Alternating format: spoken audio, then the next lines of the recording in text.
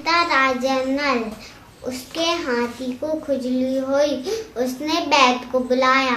वैद्य ने कहा इसे तेल वाले दवाई से नहलाना पड़ेगा, जब वो हाथी ठीक होगा। राजा ने सोचा इतना तेल कहाँ से आएगा कि उनके दरबारी उन्होंने भड़का दिया कि कर्मा देवी के पास और तेलियों के पास बहुत तेल, उनसे जोर से कहो वो अपने आप देंगे। तो राजा ने कहा कि कल तक ये तालाब मेरा भर जाना चाहिए, वरना मैं तुम्हारे खून से भरूंगा तो तेरी परेशान होगा। तो ये बात कर्मा देवी को पता चली।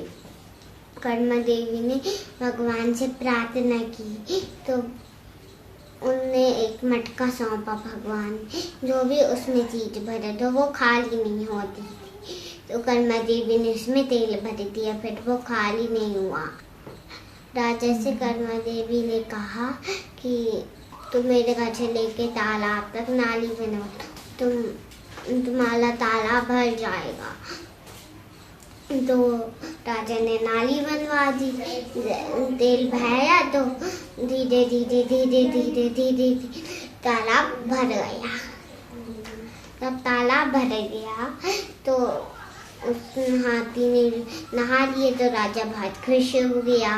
तो कर्मा देवी से बोला कि मांगो, क्या मांगती हो? तो कर्मा देवी बोली तुम मुझे क्या दोगे, कल तक तो मुझे खुद तेल मांग रहे थे। राजा से कहा जब से, तो राजा को जब बुरा लग गया तो उन्होंने सब तेलियों से कहा जो भी सच्चा तेली अच्छे मन का वो नरवर को छोड़ दे, कहीं और चले जाओ। सबने नरवर को छोड़ दिया, सब अपने रिश्तेदार के जाके रहने लगे। फिर कर्मा देवी पहुंची जगन्नाथपुरी। वहाँ पे वो कर्मा देवी कृष्ण जी को खिचड़ी का भोग लगाने गई। तो वहाँ पे उन्हें पुजारियों ने भोग नहीं लगाने दिया।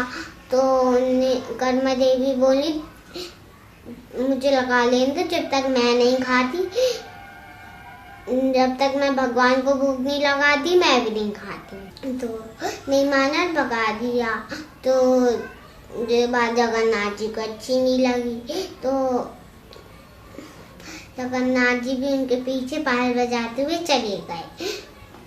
तो जैसे जगन्नाथ भगवान गाया वैसे सुभद्रा जी भी गायब, बलभद्र जी भी गायब।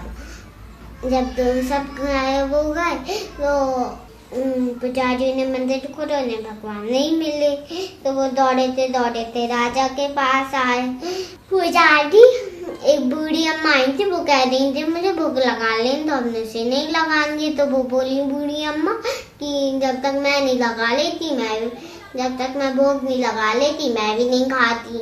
तो ये कहा तो राजा बोले जाओ ढूंढो बूढ़ी अम्मा को। तो ढूंढा तो कर्मा देवी मिली समुद्र के किनारे, उनकी गोद में भगवान बैठ के खिचड़ी खा रहे थे। तो राजा ने माफी मांगी कि मुझे माफ कर दो, मुझे माफ कर दो, मुझसे गलती हो गई। तो भगवान ने कहा मुझसे क्यों माफी मांग, तुमने कर्मा देवी का अपराध किया है, उनसे माफी मांगो, अगर वो माफ कर दे तो मैं चलता हूँ। तो कर्मा देवी तो बोली वाली थी, उन्हें तुरंत माफ कर देती। तो फिर से बोले अब तो कर्मा देवी ने भी माफ कर दिया, अब तो चलो। तो भगवान बोले चलता हूँ मगर मेरी एक शर्त है, सबसे पहले मुझे कर्मा देवी की हाथ का खिचड़ी का भोग लगे, तभी मैं कोई भी भोग स्वीकार करूंगा। तो जब से सबसे पहले खिचड़ी का भोग लगता था तब से कहते थे जगन्नाथ का भाग जगत पसारे हाथ।